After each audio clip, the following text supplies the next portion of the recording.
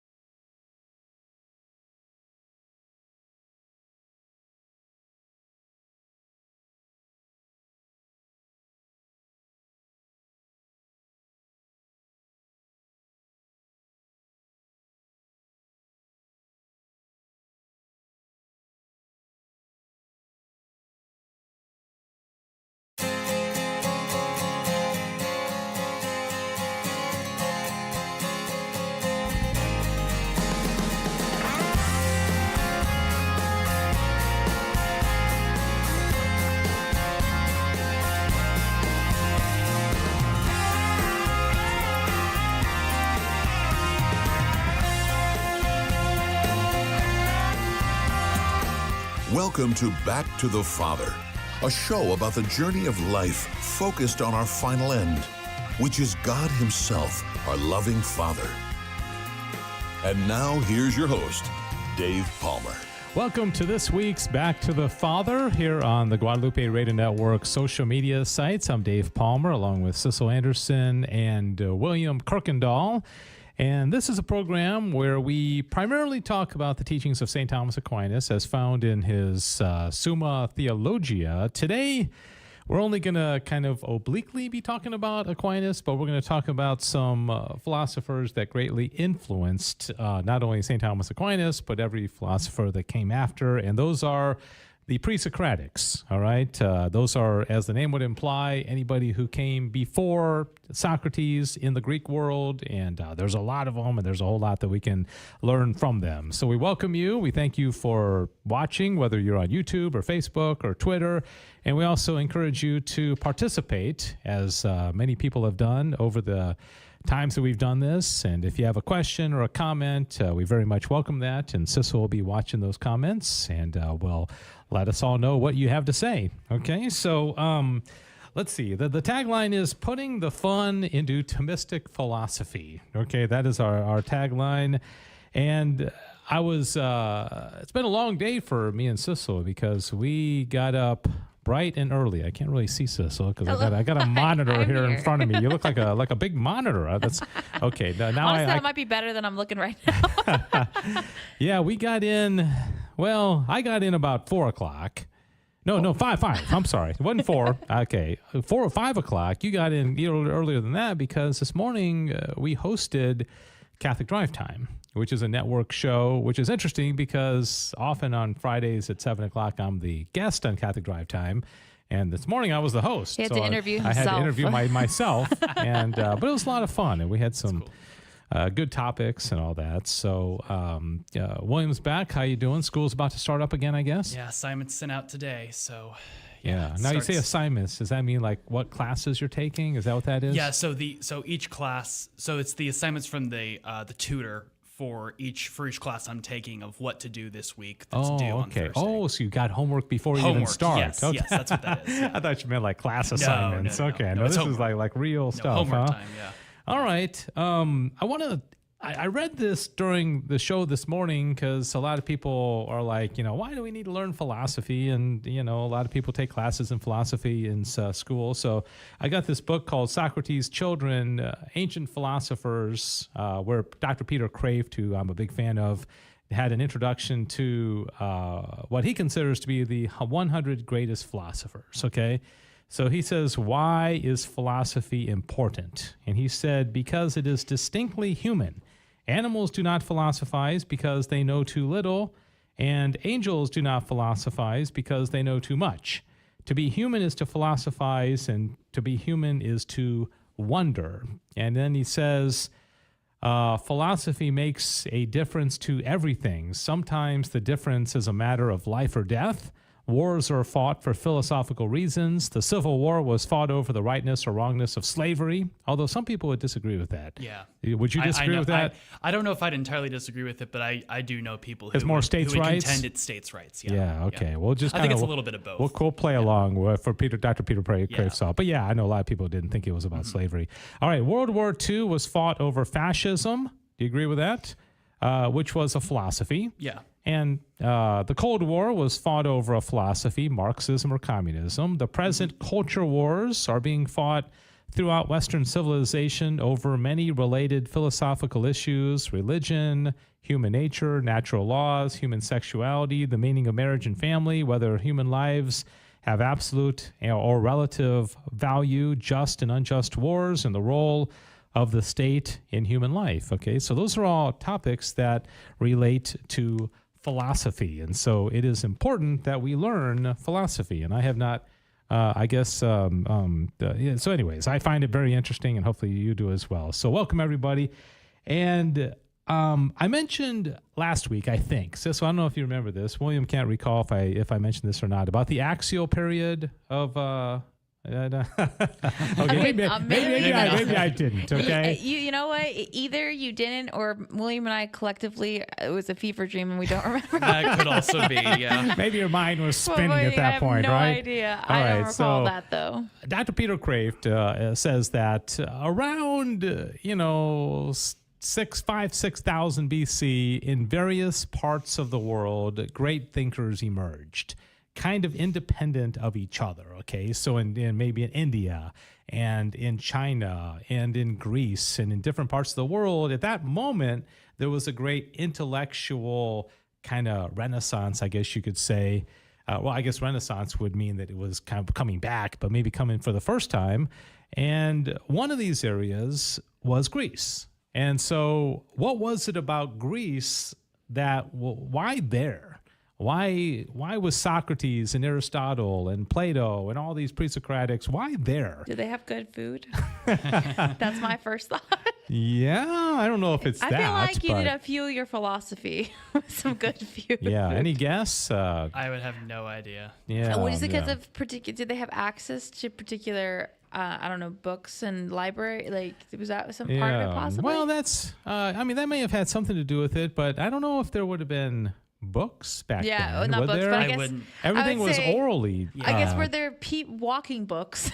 Yeah. people. People as walking books, because yeah. I mean, the printing press didn't come around Until until much like later, the 1500s, right? Right. Well, So- could it maybe be because, I mean, they probably weren't the only civilized nation in the world, but they were a very civilized nation at that time. Maybe because of that, they were able to Spend more time thinking. Yes, thinking and studying and all that. Yeah, because if you Maybe. think about it, a lot of different civilizations before that, or even at the same time, but in different areas, they were just trying to survive. Yeah. Yeah, but one of the things there's an English philosopher that I've been watching a lot of videos of. I think I mentioned him last week as well, and he said, and this is probably one of the important reasons, is that part of the world was an area that was kind of like along a trade route.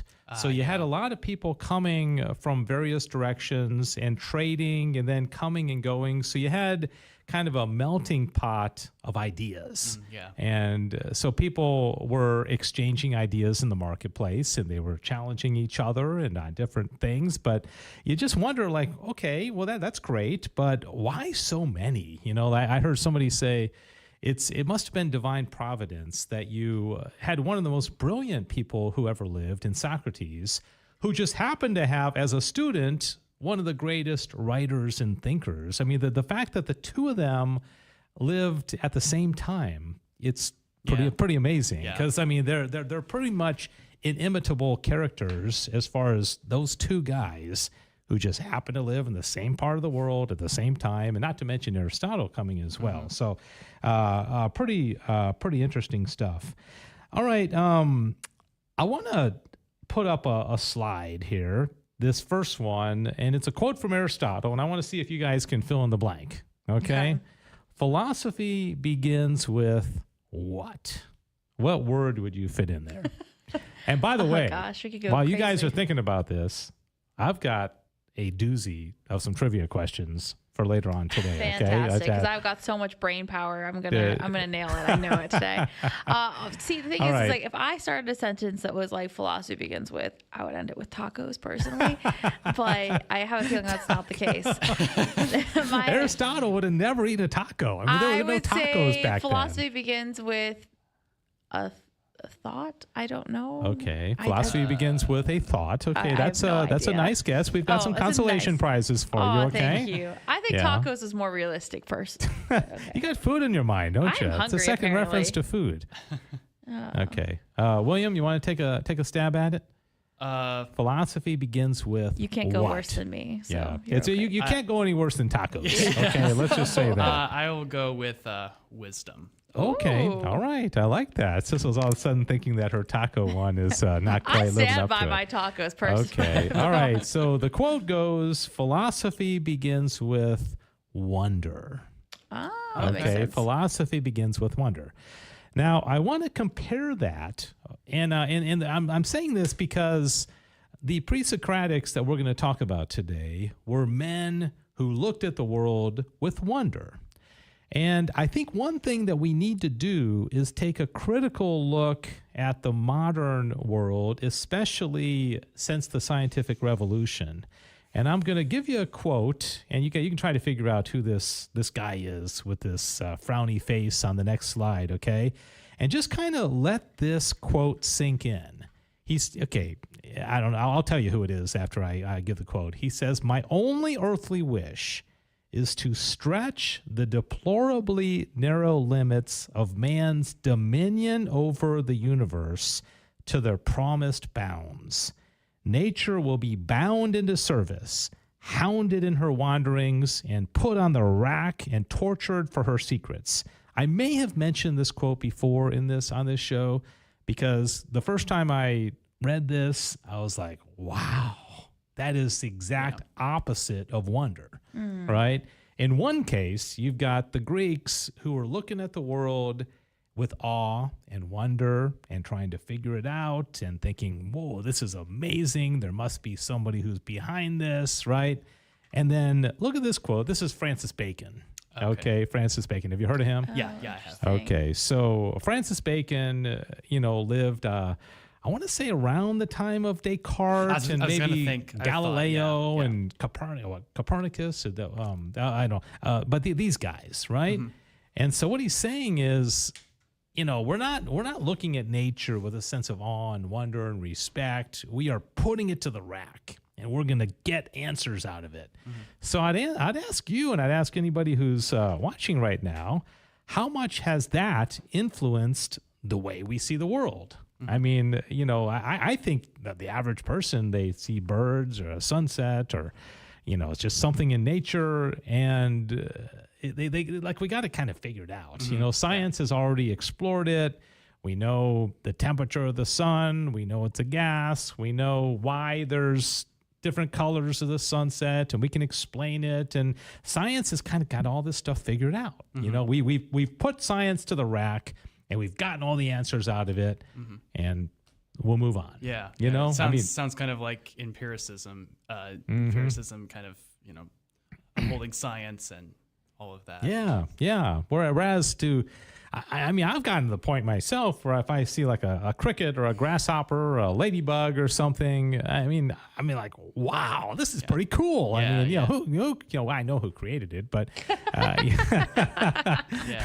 And it's like, I don't know. I wonder if we could have a revolution of wonder. Yeah. And I wonder what difference that would make. I mean, because we live in like after the ancient Greeks and after the medieval period, there was what's called a mechanical,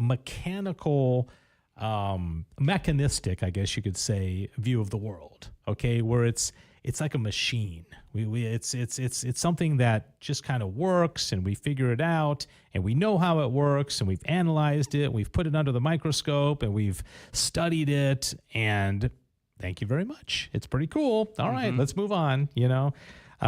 So anyways, this is all in a sense to say that maybe if we look back at the Pre-Socratics and we see how they view the world, it might be a little bit different, okay? But before that, in this segment, and again, if you are out there and you're watching and you'd like to comment on anything that we're talking about, you're very welcome to do so.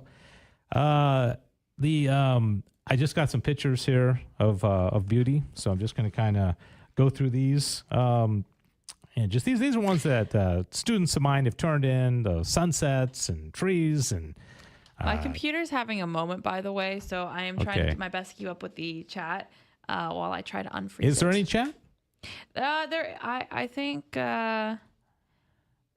Mark Lowe said bacon. Oh, he got Francis Bacon. Yep. Yeah, he wasn't talking about food, by the way. He was talking about the food bacon, I think. All right, picture of a giraffe there, and a caterpillar, and some pretty cool stuff, right? So in this first segment, before we take our first break, we'll go over Aristotle's four causes. Okay, do you know about the four causes? About is it the earth, fire? No, those are the four elements. Oh, okay. Yeah, those are the four elements. So what Aristotle did was he looked out at the world and he wanted to find some kind of explanation for every single kind of thing that happened in the world. Mm-hmm. So he comes up with these four causes, and they are material cause, formal cause, efficient cause, and final cause. Okay? So he says that if you look at something as simple as, what'd you have for dinner last night? What did we have? Did your mom make something? Or let's just say... Oh, actually, I was at a party last night, so we had Chick-fil-A. That sounds like an amazing Okay, night. well let's take Chick-fil-A meal as an example. Yeah. Okay, so it has four causes. Okay, so the material cause would be the actual physical material. Okay, it'd be the chicken. Yeah, the bun. Okay, that pickles. thing. Yeah. The formal cause is the form, what it is. Okay, it's a chicken sandwich. Yeah. Okay. Easy enough. The efficient cause is who brought it into being, who created it. And in that case, I'm guessing it's some cook at the back of Chick-fil-A who works for Chick-fil-A, and he made it, right? Mm-hmm. And then the final cause is the purpose for why it was made. Okay. So the final, it presumably was made to feed somebody, right? Or no, you might say somebody wanted to make money, but there was a final cause. There was some purpose. Otherwise, it wouldn't have been made, right? So you can apply the four causes to anything, okay, according to Aristotle. But what happens in the history of philosophy, both before and after Socrates and Aristotle, is that a lot of philosophers knock out some of these things. Like final cause is very unpopular for materialist philosophers because they don't believe that there's any purpose. Like if I were to say, as Aristotle and Aquinas would say, there's a purpose for your life, okay? By the very nature of you being a human being, you were created for some purpose. And Aquinas would say for beatitude, right? Mm-hmm. To spend eternity with God and to grow in virtue and to be the best version of William Kirkendall that you possibly could be, right? Right. Atheists would say that's rubbish. There's no, Jean-Paul Sartre, existentialist, would say, no, that's crazy. He can make himself whatever he wants to be, but there's no designated purpose or final end, according to the creator, right? Yeah, right. So this stuff's very important. And so in different philosophers knock out a lot of different things. Even Aristotle didn't believe in an efficient cause. He believed that the world always existed. Okay, so there wasn't he believed in a God, but he didn't believe that God created the universe. He believed that it always existed from forever, which Thomas would disagree with that. Okay, so there was no efficient cause for Aristotle. For the world, things had efficient causes, but the world didn't. Okay, does that make sense? I think so. You're still thinking about tacos. I can't say a lie here. It's not even Tuesday, and you're thinking about. I know. I'm thinking about it. No. Okay. All right. So, did you get the comments back? Or I had to reboot my computer, but I'm just back up. Okay. So. Is Mark still with us, or did Mark? I think so. Okay. I think so. All right. So that's the four causes, and when we get back after a break, we are going to look into the Pre-Socratics and see how they kind of lined up with these. And the first ones, by the way, are only going to focus in on material cause. Okay, they're going to look around and they're going to say, wow, look what's in the world. Look what's out there. And that's all they're going to focus on. They're not going to think what's the purpose of it? Who created it? What is it? They're just going to say, this is what exists, okay? And then various other ones will be adding different causes as we go along. So, all right, so that is the end of segment number 1. We're 20 minutes into the show now, so we're going to take a break, and we're going to come back right after this and talk about some of the Pre-Socratics who preceded Socrates in Greek philosophy. So we'll be right back.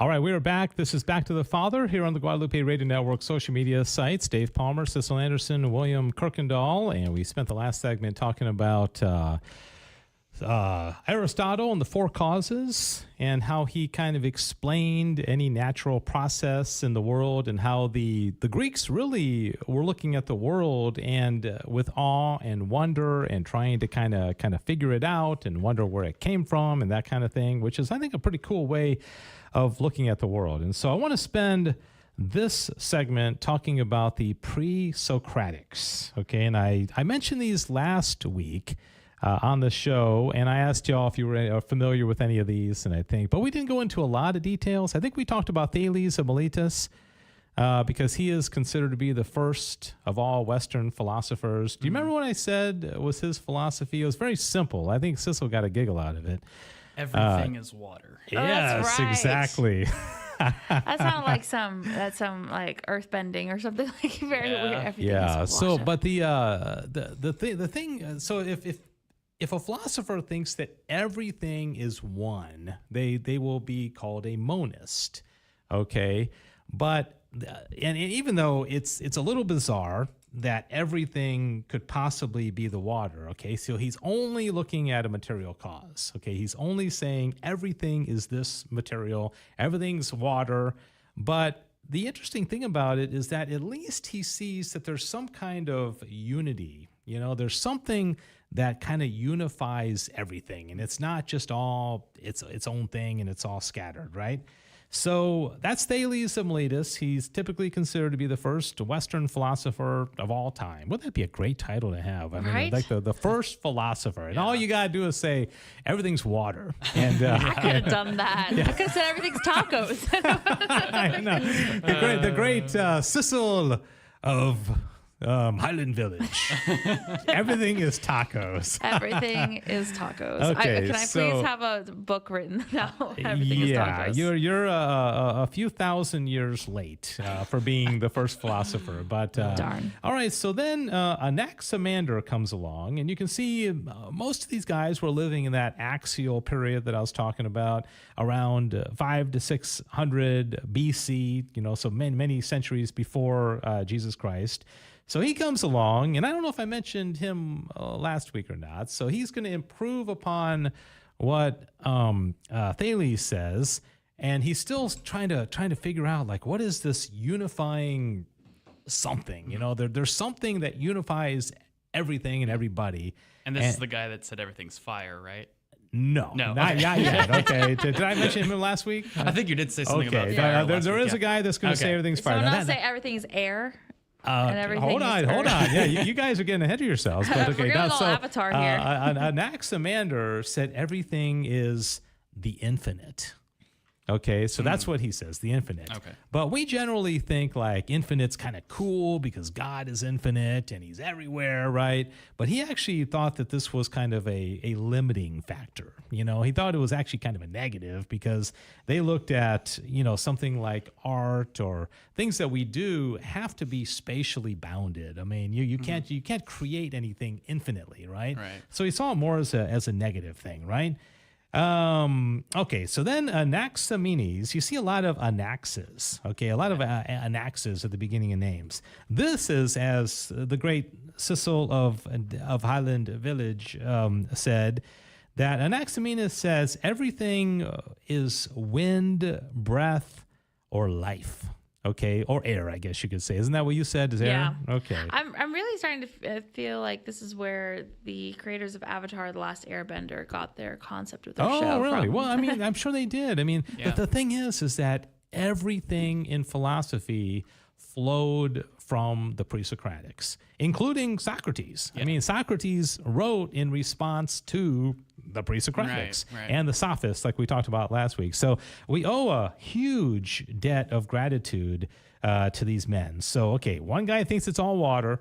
One guy thinks it's the infinite. One guy thinks everything is wind or breath or life. And then you come along and you've got Pythagoras, okay? All things to Pythagoras are numbers, okay? Numbers are the key to understanding everything, and all things are made from numbers. Now, what's the difference between what everybody else has said and what Pythagoras is saying is that air and water, I guess the infinite is not tangible, but numbers are abstract. Okay, you can't hold on to 3. You can't hold on to 125, right? Numbers are by their very nature abstract because you can only have a number of something, right? 3 apples or 3 pears or 3, this or that. So this is, Pythagoras kind of took it to a different level. And he says nature obeys mathematical laws. Math is the language of nature. And to some degree, he's right. I mean, nature does obey mathematical laws. So you can see they're kind of figuring stuff out, right? They're looking at the world and they've got this amazing sense of wonder and curiosity, and they're trying to figure stuff out as they go along. All right, then along comes Heraclitus. Now this is the guy who said, and I think we mentioned this last week, I'm not 100% sure, that everything is change. Oh. Everything is flux. Everything is in a constant state of change. And he's kind of right? Yeah. And he's the one that said everything was fire. But he didn't literally... Everything's change on fire, is what I'm hearing. Yeah, he didn't literally mean fire but fire's always changing. Have you ever seen a fire standing still? I mean, you've seen water stand still, but fire's always moving, okay? But by fire, he meant kind of like a life force or something that was a driving force of energy and change in the world, okay? And he's the one that said you can never step into the same river twice because it's all the second time you step in it, it's always going to be different than the first time you stepped in it, right? Mm-hmm. Okay, but then, now get this. He said, even though all things change, there is a law or a logos, which is abstract, unchanging, rational order or formula, okay? So even though the whole world is changing down here below, there is something up there that's unchanging, and it's the logos, right? Which is going to be a prefiguration of what John said in his gospel in the beginning was the logos, right? And the logos was with God, and the logos was God, right? Yeah. And Aristotle shared that same belief with Heraclitus, right? About the logos, but yeah, about the being that. I think I don't know. I think it would almost be more Platonic. Okay. Like Plato had this world of forms up above, which were eternal and unchanging. Oh, I said Aristotle. Did I say Plato? I meant Aristotle. Oh, okay, yeah, but I think it's Plato. Oh, okay. Yeah, I think Plato would say the world down here is always changing, it's always becoming, it's always it's kind of imperfect. It's just like shadows.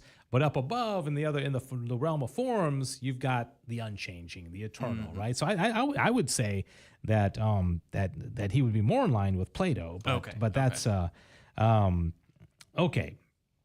Then Xenophanes was the first person to reason that the world must be ruled by a monotheistic God. Okay, so there's one God, one supreme God who's not like other human beings, and he set all things in motion by the thought of his mind. Okay, so that's him. And then we move on to Parmenides, and he was a pantheist. And pantheists are very interesting because they believe that everything is God. Did you know that Georg Hegel was a pantheist? Really? Yeah. Hegel believed it's really interesting, and I need to do more study on Hegel. But Hegel was a pantheist. I refuse to believe that a cicada is God. I know, but it's like but it's not like it's God, but it's just like part of God, right? Like I don't know. It's interesting. Okay, so Parmenides was a pantheist. He was a monist, and then Zeno of Elea taught through paradoxes. Have you ever heard the paradox of, like, if a rabbit and a hare are in a race, the rabbit will never catch the hare because he always has to go halfway and then another halfway. Yeah, I think I have heard this before. Have you heard that? Yeah. And it's kind of like one of these little like mind bender paradoxes that just are just kind of weird. But he had a whole bunch of these. Zeno of Elia, and okay, and then let's see, Empedocles denied that all things are one. He said he was a pluralist. He's the one that came up with the four elements of earth, air, fire, and water as material causes of all things. And then he also said that there was an efficient cause, which he said was cosmic love, which love is what creates all things, right? So that would be kind of a prefiguration of God, right? And then let's see, the last one I'll refer to is Democritus, and he's the last one. It came a little bit later, 450 to 370, and this one is interesting because he was what they called an atomist, and he believed that the only things that are real are tiny invisible atoms. And everything that exists is made up of atoms, which is kind of true, right? Everything that does exist believes in atoms. But he said, including the mind and thoughts. Okay, so everything. Are you saying my brain is full of atoms? Yeah, like your thoughts, he would say, were just like atoms that are moving faster. Huh. Okay, so interesting. So then all events happen due to a transfer of momentum. So you see all these atoms that just are bouncing together and reacting one another create frogs and human beings and daffodils, okay? And so you break everything down, it's just like billions and billions of all these atoms. But there's no God, there's no efficient cause. They just kind of bouncing around but interestingly, he had a huge influence on the scientific revolution. People like Francis Bacon and also the Epicureans, eat, drink, and be merry, for tomorrow we shall die. They liked this, because there's no explanation for anything. It's just a whole bunch of matter kind of bouncing around and creating things, and there's no reason for it. There's no purpose. There's no final end. Yeah. And so then if that's the case, you can live however you want because there's no God, there's no ethics, there's no moral imperative or anything like that. So anyways, do those things make sense to you? Or do you kind of interesting, aren't they? Yeah, they are. Definitely. Yeah. So anyways, anybody commenting out there in social media land? Mark Lowe commented taco emojis from earlier. Taco emojis. Sorry, Mark Lowe is not taking this seriously. I've taken over Back to the Father with the tacos. Okay, so anyways. No, nothing serious. Nothing significant. Okay, well, Mark, we're glad you're out there. We're glad you're watching. And so the point is, these are all the guys that preceded Socrates, and Socrates is going to get all the fame and the fanfare and the attention, and he's going to be the one that everybody remembers. But a lot of what he taught had to do with his reflection on these guys, the Pre-Socratics who followed before him. So, all right, so that's that, and I just wanted to introduce you to those, but. Any thoughts? Any comments? Any questions about any of that stuff? Yeah, I mean, would it thinking about the Pre-Socratics and the Sophists from last week? Would it be fair to say that the Pre-Socratics kind of lean more towards like the rationalist philosophy, and the Sophists lean more towards the empiricist philosophy, or is it kind of a mixture of both? Or what would you say? Because that's kind of what I'm thinking. Yeah, I think the Sophists definitely were not rationalists because they were mostly skeptical, where there was no meaning for anything, there was no purpose, and the Pre-Socratics, they were kind of all over the place, so they weren't any kind of like homogenous type of thought. But I don't know. I think some of these Pre-Socratics would have been empiricists. Okay, yeah. And some of them would have been rationalists. But that's a good question. But I think what sets the Sophists apart is that they didn't see any purpose or meaning in the world, and they would have disagreed with most of the Pre-Socratics in that they're kind of like throw your hands up in the air and say like nothing makes sense. It doesn't mean anything. And that's why I think Socrates primarily turned his argumentation against them rather than the Pre-Socratics, because so Socrates saw great meaning in things, right? Yeah. And he also saw telos. He saw a purpose, an end for all people, including human beings. But that's a really good question, though. All right, Taco Sissel. But I was trying to formulate an intelligent question, but I didn't have one. All I've got is tacos going through my head. No, I just think it's really interesting. I don't know, how many of them are like, oh, the world is blah, is just really fascinating to me that I just wonder how you come to that conclusion. Yeah.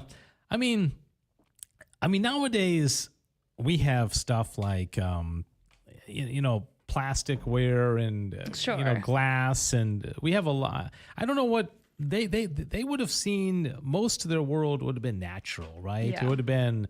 I mean, they would have had buildings, but I don't think they would have had as much artificial things. I don't think they would have had all their tables would have been made of wood or kind of natural things and not plastic and things like that. So I think it's easier for us to say that's ridiculous to think that all things are one, because we have, I think, a greater variety of things. I don't know if that makes sense, but it does seem a little bizarre to say that everything's water, because like a tree. But then again, we are 80 or 90% water, and a tree is probably mostly water. You live on the ocean and it's clearly water, and you got water falling from the sky, and you got water freezing, and you got gas, and so. Yeah, it's kind of the reason I thought that he was more of a rationalist, at least that pre-Socratic philosopher, because like you don't see water everywhere. Like, this is not water, but this desk, but he's using his logic and his reason to say, well, we are made up of a large percentage of water, and water coming from the sky, waterfalls, all that. So maybe it makes sense that everything's water. That's kind of why I thought he was more of a rationalist, because he. Yeah, and I think it was Nietzsche hated Socrates. Yeah. He hated Socrates and Jesus. Those were his two arch enemies. But he thought that he liked at least the Pre-Socratics better, because he thought that Socrates turned everything too much into reason. Too much trying to figure out purpose and things and final ends and like over analysis, whereas Nietzsche was not of that sort, and so he had a great dislike for Socrates. All right, well, it is 40 after, and we're going to come back. I don't know how much more discussion we can have of this. I don't know if there's any comments that are on, but we could go straight to trivia, because I've got a doozy of trivia for you. And so let's do that. Let's take a break. This is Back to the Father here on the Guadalupe Radio Network social media sites. We thank you for joining us. And second break now, and we're going to come back and pit William and the slightly competitive Sissel to a game of trivia here on Back to the Fathers. We'll be back.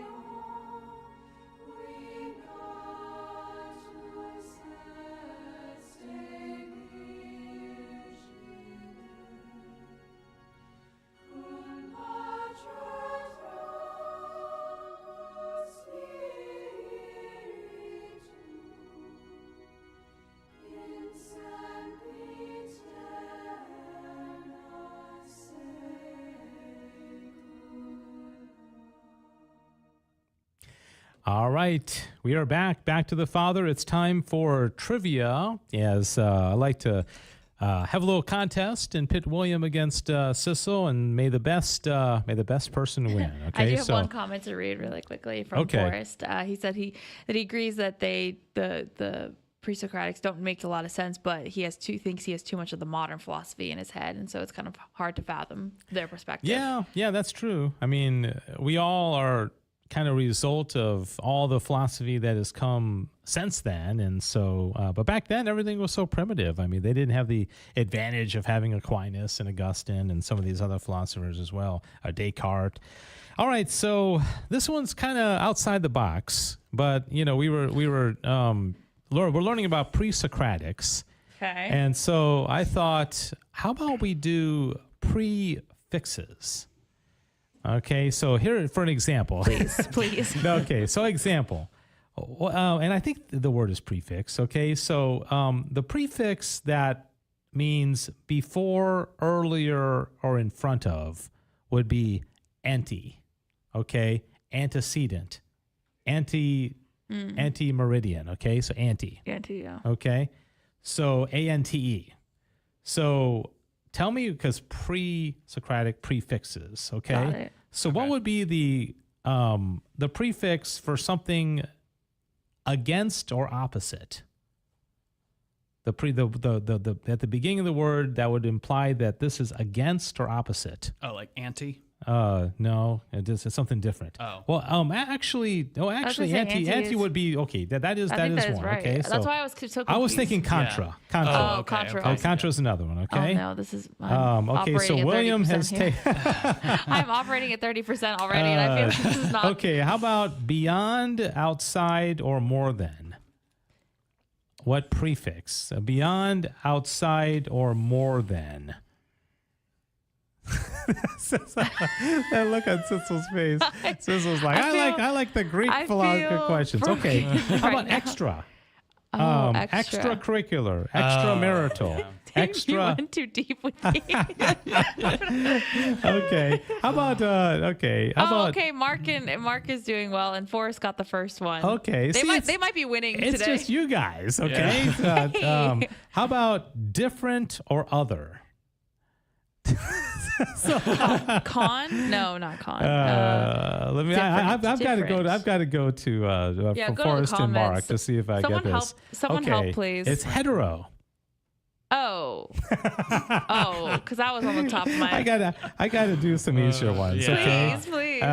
Okay. Over, more, or beyond. Wait, didn't we just do that one? No. Oh no. Extra? We did beyond, outside, or more. Oh. So yeah, some of these are similar. Hyper. Oh, yeah. Believe it, Okay. it just mirrors your brain not even locking into It's this. not lo- Yeah, It's not there you walking guys. now. Yeah, this is. It's not just you. Okay, good. Okay. After or behind? Posts? Yo, dang it! That's like the one I could get. I said it too slow. That's when Latin helps. Yeah, right. Okay. That's what Yeah. Before or forward? Pre. Pre. Okay, there you go. See, you get the hang of this now. See, those ones are easy. Some of these other ones okay. are not easy. How about again? Again? I should know this. Yeah. Dose. Like re-elect, readmit, resubmit, right. Yeah. okay. Re, yeah. How about under or lower? Sub. All right. took way we too long. It's a tie. We got a tie. Taking way too long for my brain to process this right now. Okay. no. This is a bad idea. It's a great idea. I'm just Okay. Okay. So let's see. Very small. Does it start with an M? Yes. Oh, micro. Micro. Okay. Very large. Macro. Macro. You know it was coming. I know. Okay. Between or among? I know. Oh, shoot. I should know Between, this. Ramon. Yeah, this one you should know. This is not like this is Wait, I know. brain. Wait, as soon as you said it, I was like, something came into my head and I've lost it. Does it start with an S? Is it like no. Okay, it's inter. Oh, Intervene, obviously. interstellar. Okay. The same or alike? I don't bloomin' know. Well, remember, different was hetero, so the same as homo. Homonym, homophone. I'm sorry. Everything about this whole show has been way too deep and way just too much. So No, my it's apologies. okay. It's almost over. Okay, this thing's whole coming to an end. This is just gonna live on the internet forever. William and I not.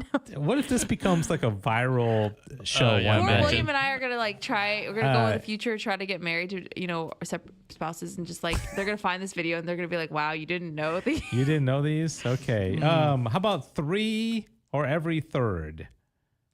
What? Try? I'm so confused. Okay. You'll look back at this tonight as you're sleeping and say, you know what? That wasn't as hard as I made it. Probably Okay. wasn't. 1 or single? Uno. Uni. Uni. I like that we Okay. both went Uno. And that one was worth 3, so William is now in a tie. Whoa. With, Sissel. I may So be tired, but I'm not gonna take this line down. that's right. Not only is this like a really brain twisting kind of thing, I but got like 4 or 5 hours of sleep last night. right. So this is going to be for all the marbles, okay? I'm really glad boy. the camera is so far away because I'm looking so easy. Let's see. Okay, this is the last one. Oh boy. William's like, I this will be the last time I come. Okay. Across, Oh, wait a second. beyond, or through. Per. No. That's the sound a cat makes. Wait, say again? Beyond, across, or through. Way over yonder. I don't. Okay. I had no idea. Okay, that's trans. Oh. Okay. How about now here's okay, all or every. Omni. Who got it? Omni. I think Omni. Yeah. Omni. I think yeah. you said it right before I did. Yeah. Oh gosh. Oh man. I remember it reminds me one time we had By the way, Mark wants to know why. Mark, I can't do too many things at once. They've been answering them and they've been getting them pretty right. Well, one time we had friends over for New Year's Eve, and there are it's Rick, my friend from Arkansas, and his wife, and we played this game called Oddly Obvious. Okay. And Oddly Obvious takes a lot of quick brain power, like where you really have to try to figure things out, and it's these little puzzles, and it's like who can get it, kind of like this, who can get it first, Yeah.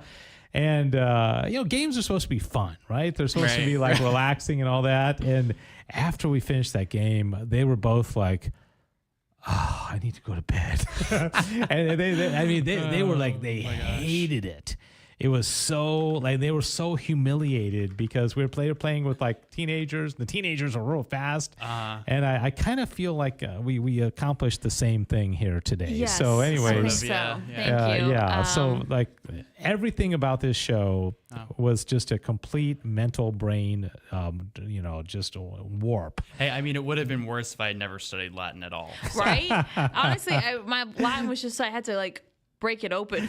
And going into it, I thought it was such a clever idea. It was. Yeah. It was for No, it people wasn't. smarter than us and less sleep deprived than us. All right, Latin so scholars. that's going to do it for this program. We're going to lighten things up. In fact, we're going to give everybody a week off next week just to try to recollect and get everything back on track. So in 2 weeks, unless you guys want to do a show next week. Well, stay tuned to our email list. We'll let you know. Maybe we can do our own trivia and we can know all the answers.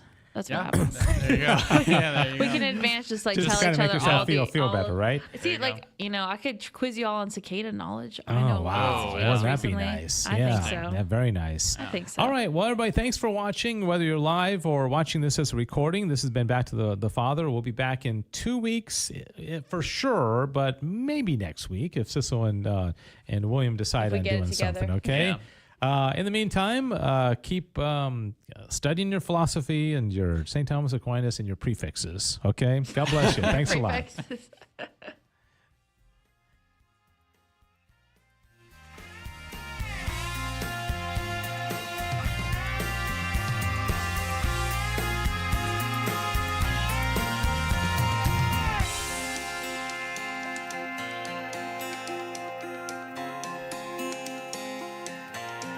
Thanks for joining us for Back to the Father. And don't forget, the glory of God is the human person fully alive.